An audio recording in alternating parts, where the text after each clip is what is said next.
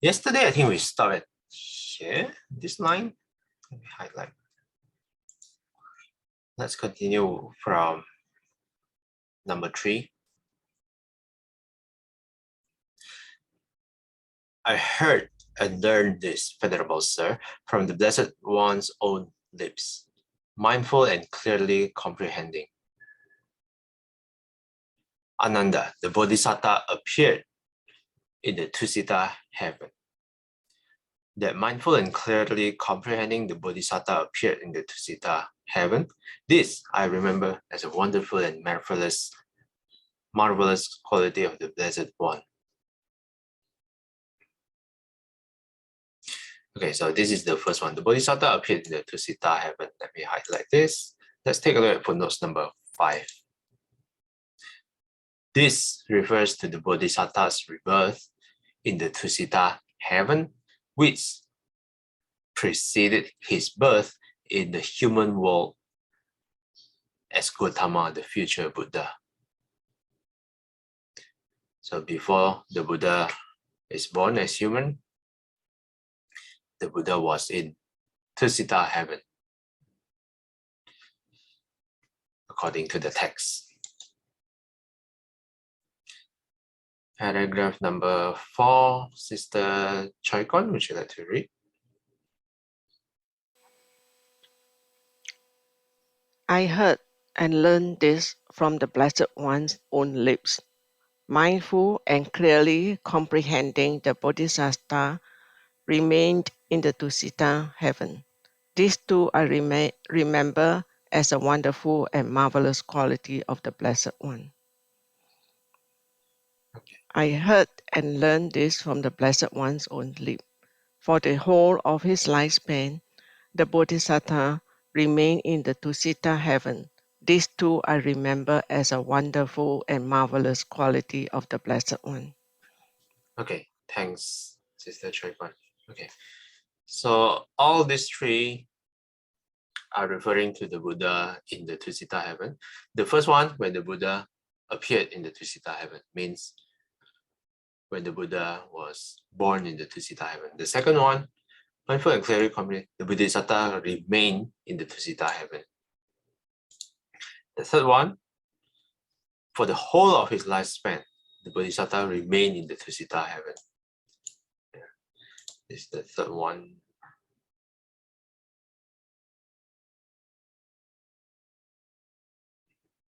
So the second one, the keyword is mindful and clearly comprehending. The third one is about that the Buddha remained in the Tusita heaven for the whole lifespan. And the next one, is about finally the Buddha's pass away from Tusita heaven and descend into his mother's womb. Okay. Sister Aggie, would you like to continue with number 6? Okay. I heard and learned from this from the Blessed One's own lips, mindful and clearly comprehending the Bodhisattva passed away from the Tusita heaven and descended into his mother's womb. These two I remembered as a wonderful and marvelous quality of the Blessed One.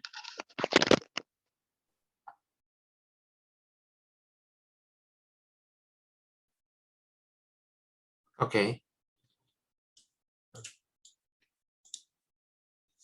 Okay, this is the 6th one. So all the first 4 paragraphs are referring to the Buddhas in the Tusita heaven.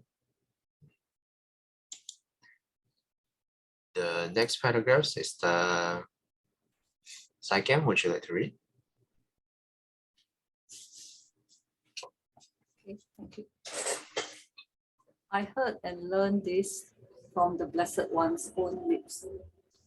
When the Bodhisattva passed away from the Tusita heaven and descended into his mother's womb, an immeasurable great radiance surpassing the divine majesty of the Devas appeared in the world with its Devas, Mara, and Brahma.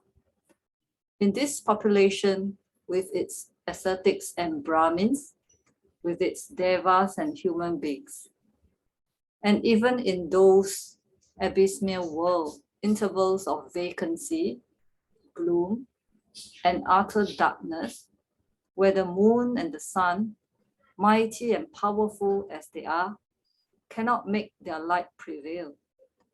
There too, an immeasurable great radiance, surpassing the divine majesty of the Devas, appeared. And the beings reborn there perceived each other by that light. So indeed, there are also other beings reborn here. And this 10,000-fold world system shook, quaked, and trembled. And again, an immeasurable great radiance surpassing the divine majesty of the Devas appeared in the world. This too I remember as a wonderful and marvelous quality of the Blessed One. Thank you. Thanks, Sister Saiken. Okay, let's take a look at footnote number 6. P.S. The commentary says, between every 3 world system, there is an interstice measuring 8,000 yojanas. It is like the space between 3 wagon wheels or arms bow touching one another. The beings who live there have taken rebirth there because of committing some terrible offense against their parents or righteous ascetics and Brahmins, or because of some habitual evil deed like killing animals, etc.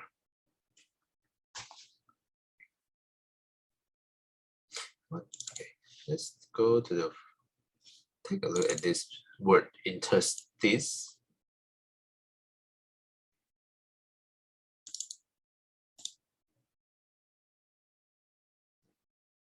Interstice,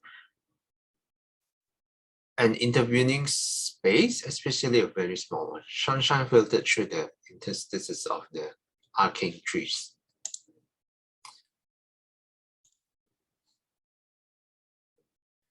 Let's go back here. Okay, so scroll up a little bit.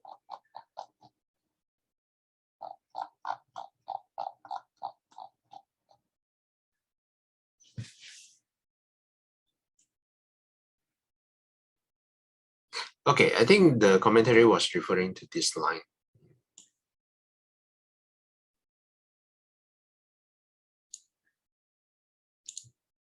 Even in those abysmal world intervals of vacancy, gloom, and utter darkness, where the moon and the sun, mighty and powerful as they are, cannot make their light prevail. Yeah. So there is a time in this world where a period in between the world, according to the commentary, that the world is so gloom and dark.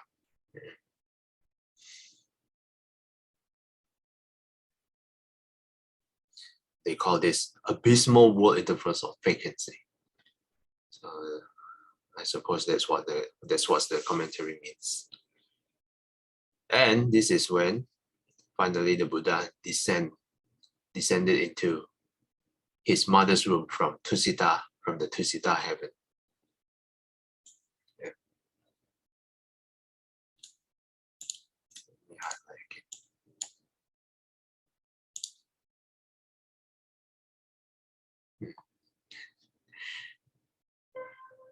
And this 10,000-fold word system shook, quaked, and trembled against an immeasurable great radiance, surpassing the divine majesty of the Devas, appeared in the world. Okay, that's for paragraph number 7. Number 8, Sister Jolene, would you like to read?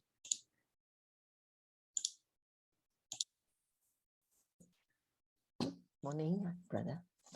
I heard and learned this from the Blessed One's own lips. When the Bodhisattva had descended into his mother's womb, 4 young devas came to guard him at the 4 quarters, so that no humans or non-humans or anyone at all could harm the Bodhisattva or his mother. This too I remember as a wonderful and marvelous quality of the Blessed One. Thanks, Sister Jolene. Let's take a look at footnote number 7. P.S. The commentary says the 4 deities were the 4 great kings. In other words, the presiding deities of the heaven of the 4 great kings.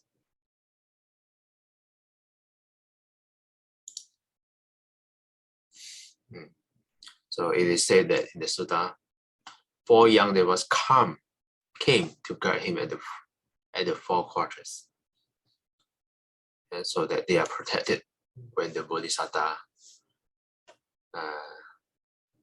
was reborn in the human realm.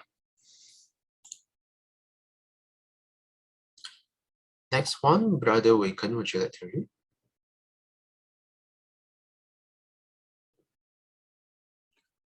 I heard and learned this from the Blessed One's own lips.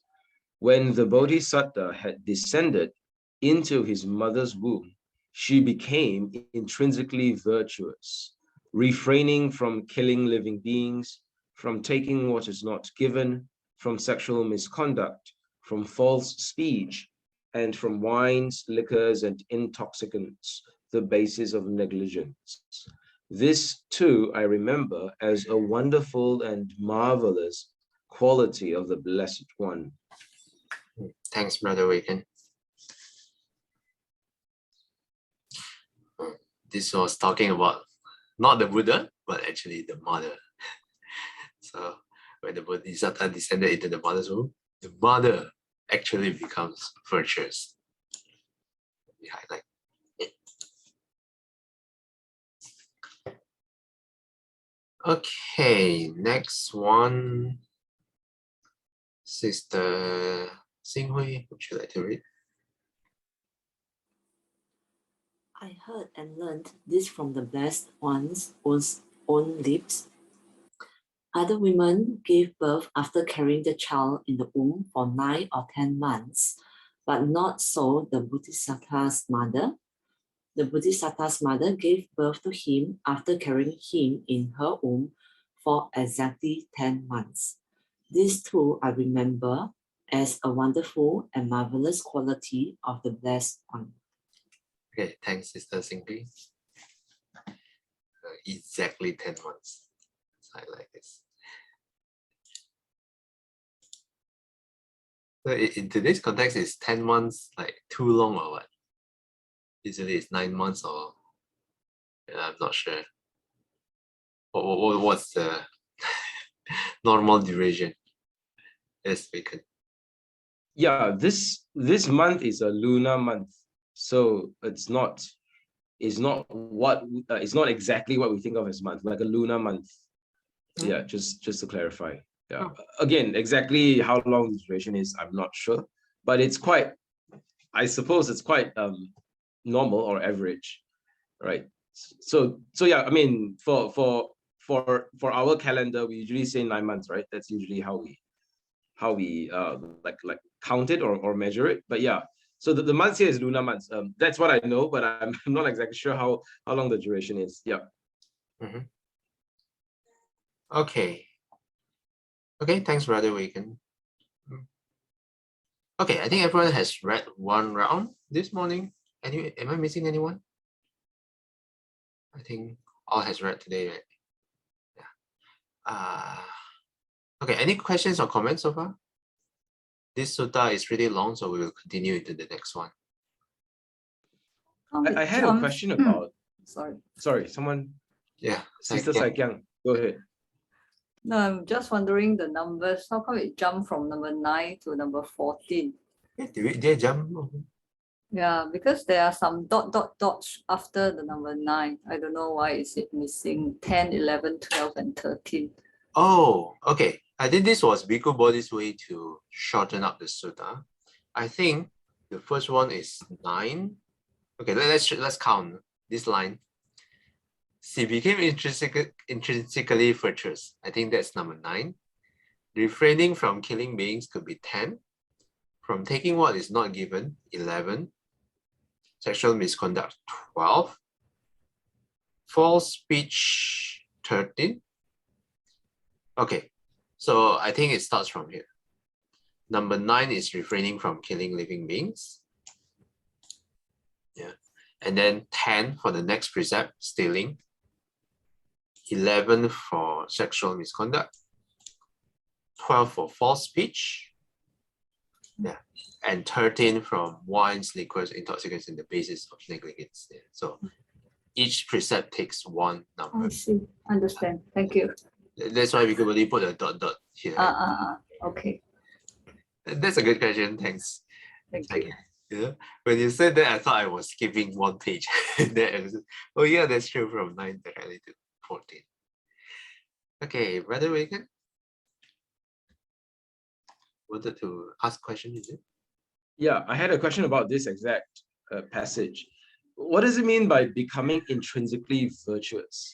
So like after the Bodhisattva had descended into the mother's womb, then she started keeping the 5 precepts. Is that what it means? I'm not so sure though, because I've read elsewhere, but again, this might be a commentarial perspective, right? I've read elsewhere that the Bodhisattva would only take birth in a mother, in a woman who is keeping the 5 precepts, like who is pure in the 5 precepts. Only then he would like choose her as his mother. Again, that's what I've read or heard. I'm not sure whether that's accurate. That might be a commentarial perspective. I'm not sure. But like in any case, this sutta passage, I'm not sure what it means though. Like she became intrinsically virtuous. What does intrinsically mean here? So like yeah, does it mean she started keeping the 5 precepts only? Does it mean she started keeping the 5 precepts only after she like she conceived of the Bodhisattva? So I'm not sure about this. I need to research this. Yeah, I'm not sure if any of you know the answer. I'm wondering, but I need to research this. Yeah. Yes, I think that's a good question. For me, I would interpret this as probably during the duration when this 10 months duration, when the mom was carrying the Buddha in the womb, the mom became virtuous for that 10 months. That's how I would interpret it. Why just for that 10 months? Then after giving birth, does the mom not become virtuous anymore? I think that's the case, because if the mom is virtuous all the way, then isn't that the mom's conduct is already pure, means that the mom has attained some kind of enlightenment. But it seems like the mom is not yet enlightened when after the mom gave birth to the Buddha. So this is how I would interpret it. Only for the period when the mom carrying the Buddha in the womb for 10 months, the mom become virtuous. About your point where the Buddha only chose someone who, mother who keep the 5 precepts, yeah, I'm not sure I've read that before. So maybe you can give me the reference, then I can cross-check and we can analyze together. Yeah, but even if that is true, I suspect it's even if that's accurate, like I suspect it's a commentary reference. Okay. So it might not be from the suttas precisely. So I mean, yeah, that's a plausible reading. Like yeah, she keeps the 5 precepts for the duration of bearing the child in the womb, right? So yeah, that is a plausible reading. Well, anyway, it's okay. We can, I mean, this is not terribly urgent. We can look into this further. Yeah. Okay. So that's my question. Yeah, that's a good question. Anyone else would like to comment or have any questions?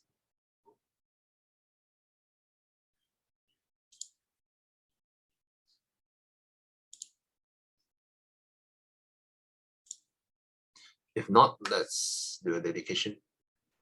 愿消三障诸烦恼，愿得智慧真明了。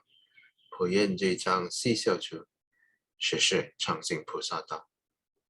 阿弥陀佛。Till we meet again, we will be guided by the Buddha, Dharma, and the Sangha. Sadhu, sadhu, sadhu. Have a wonderful and marvelous Sunday ahead. Okay, if you notice the form, the newly form that I created, now I added a section of leading the puja. Yeah. So other than ringing the bell, you can volunteer to lead the puja too. I will still share the slides for you. Yeah. like how I did for Sister Xinghui this morning. Yeah. But if you only want to ring the bell and don't want to lead the puja, it's fine too. Yeah. Okay.